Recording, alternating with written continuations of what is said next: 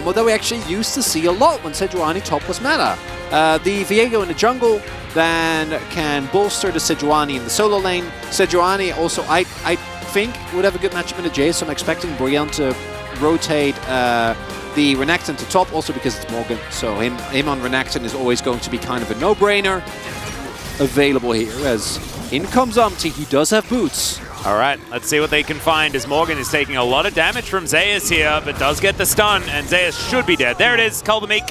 It's going to come through, and that is first blood to the Lord's Renekton. Gets some revenge against Zeus, who was playing the early lane very, very well. Actually behind now. Most of his lanes are doing well. All right, well, there is Karis being delivered to Faker here. Owner gets himself the stun. Karis tries to get out, but it's not going to work. T1 bite back. Very clean. Clean shot. Coming over, putting down vision. Faker just walking through the silence field, not too worried about it, but Faker may have overextended. There's the flash. He gives him the thumbs up as the Emperor's Divide comes in. Can he get the bailout? The answer's no. As Karis, he's going to get tagged, and that is going to be it. Zeus picks up the other one as well with the Glacial Prison, and Faker knew. I think he knew. What can you make happen? So far, you know, that Predator is now off cooldown. All right, let's go. Well, T1 knows. Can you line it up is Owner's the on his question. way. Gets the stun. There's the body slam. Max range. Easy peasy. Umpty locks it down. And yeah, Owner's on his way. But he's going to see... There is one thing about Bro. And that is that they have the strongest Crocodile of any team. That's going on there. As, yep. Morgan going to get permanently frosted. And now Owner's going to move in. Kulbameek is decent as the wish comes through, but it's not enough. Heartbreaker.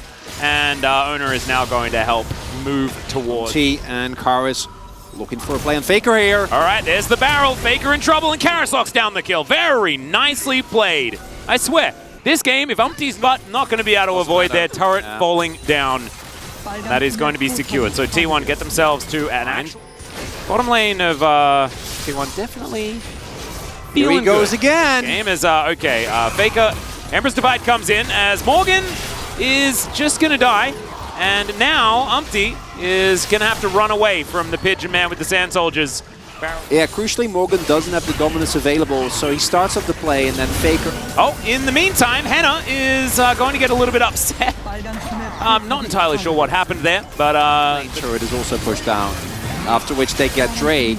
And T1's ability, you know, there's a little bit of hope, yeah. But that's the best I can do, which generally is not a great sign, as we now see Slayer second.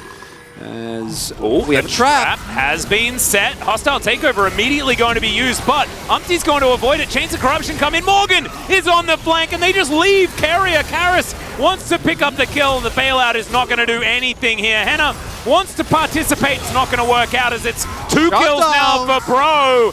And Zeus, he's on some sort of flank. Not sure what he's going to be able to get done here. As Faker now down to 50%. He's way too low. Might have to give this one up, T1.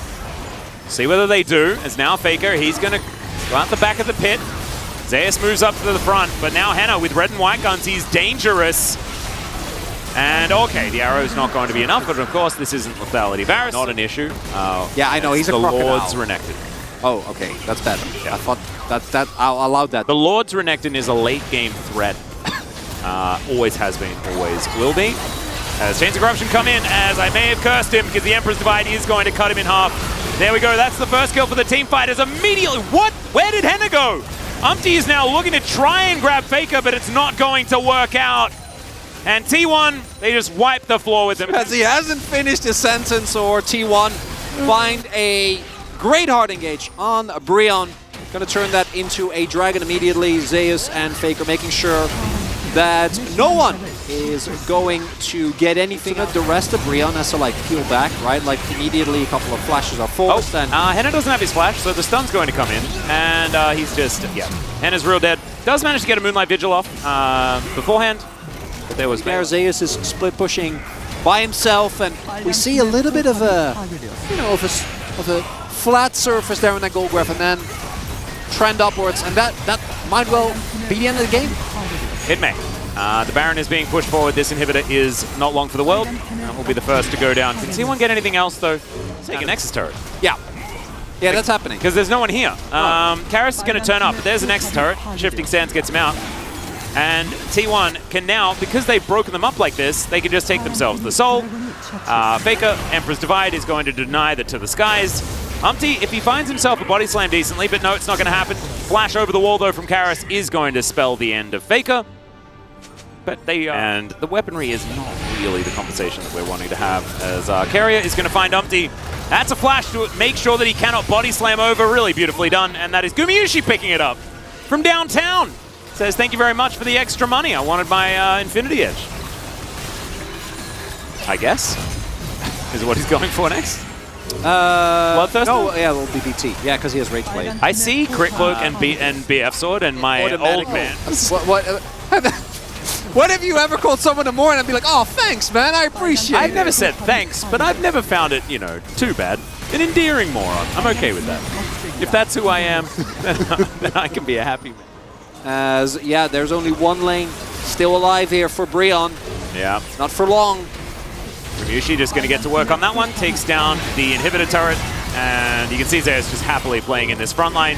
Dashing around every which way. The handshake does come through as Umpty is going to be able to run it out. Runs real quick as well as Moonlight Vigil comes in. Not going to do too much though, as Zeus is just a brick wall in the front line. The last inhibitor is going to fall. Mid lane. Oh no. Oh no. Yeah. Karis going to be spotted. Immediately turning around and taking down the Jace, and now the hostile takeover comes in. Henna is pretty dangerous though, as Carrier is going to get taken down. Emperor's Divide going to move Morgan away from Faker as the Glacial Prison lands in between everyone and explodes. The mini-map. The mini-map is important. T1, all or nothing. Umpty. No, can't even get in. Yeah. They do manage to take the outer turret in the mid lane. Come back. As Morgan, he's going to have to Dominus deal with Faker here. And Effort is just running away from Ona. This Nexus turret, not long for the world. And Faker has a one-track mind. All right, that's a flash forward from Ona. Henna is in so much trouble. Faker will swoop in, collect that one, and move on towards winning this game. That Nexus turret was taken down. Ona took the life of Effort and then used his silence to make sure he could get on top. Very, Henna. Very cutely done. As there is an Emperor's Divide. Faker is going to die again, but it looks like he's having a very good time on the Rift. The Nexus will fall moments afterwards. T1 pick up the 2-0. And it was a game with a little bit more festivities than game number one, but a few thumbs up.